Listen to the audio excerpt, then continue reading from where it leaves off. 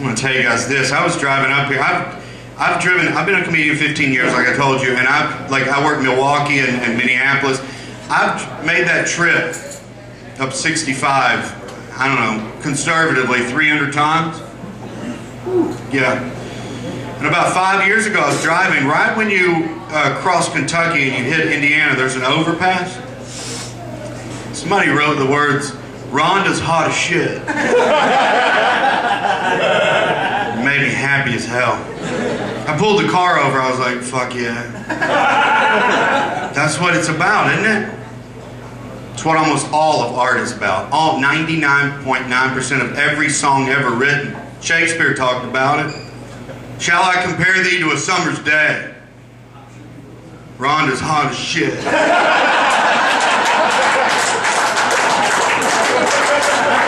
It's the same statement. Shakespeare had a little more command of the English language. Nonetheless, same fucking statement. You ever seen a woman or a man so beautiful, you just had to fucking write her name on the interstate? If you haven't, I hope it happens to you. You ever been hit that hard? I'm talking about you're at the Dollar Tree, she comes out the back kind of shit. You know what I mean? You have to hang over that interstate right upside down. You know, cars are whizzing by, you're trying to look for fucking cops, trying to spell everything right, you don't want to be the asshole who writes shit with an E. I've dated a lot of girls in my life, not enough to make me a slut, but enough to make me a 40-year-old single man. And women say to me, the ladies, they'll say to me, "Do you love me?" And I always say, "Yes, I do, and I wouldn't be with you if I didn't. I love you, I really do." And then they'll come back at me and they'll say, "How much do you love?" They need to quantify it. I don't know why. Like they want to know, like a beaker in a science lab. How far up does the love go? And fucking where does it stop? So I creatively, poetically try to convince them how much I love them. I'll say beautiful shit. Like I'll say, "I love you more than a dung beetle loves an elephant with diarrhea." That way they can see the love.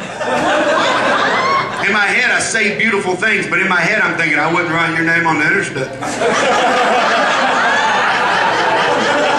That's the line right there. You shit me leaning over? Fuck that. As soon as I meet that woman, I'll never leave her. I'll fucking write her name everywhere, but so far,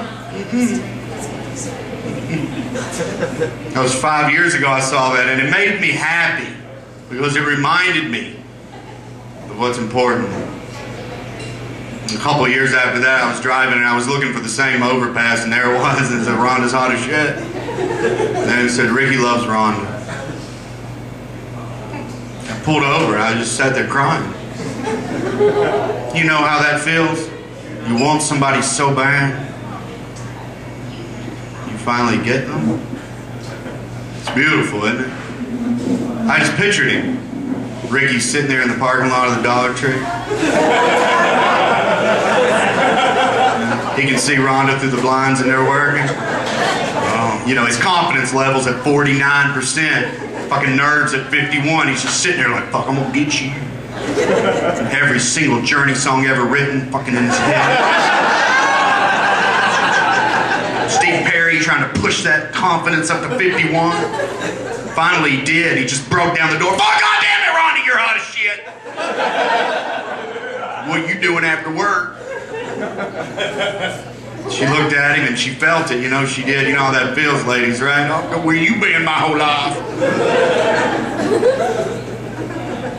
That was 2 years ago that happened, and then this trip I was driving up, and I brought my camera because I have probably 75 pictures of it with my cell phone from an angle on the interstate. And I felt so guilty because he leaned over, and this is the best I can do. Fuck it, fuck it. I brought my tripod. I'm gonna set it up. That's how much that man deserves. He fucking loves that girl so much. I'm gonna set the tripod up, fuck all traffic, fucking move. And I pulled up and I just sat there. I was so disappointed. Rhonda's hot as shit, Ricky loves Rhonda, and I said, "Rhonda's a bitch." Yeah, isn't that horrible? Reality sucks ass, you know?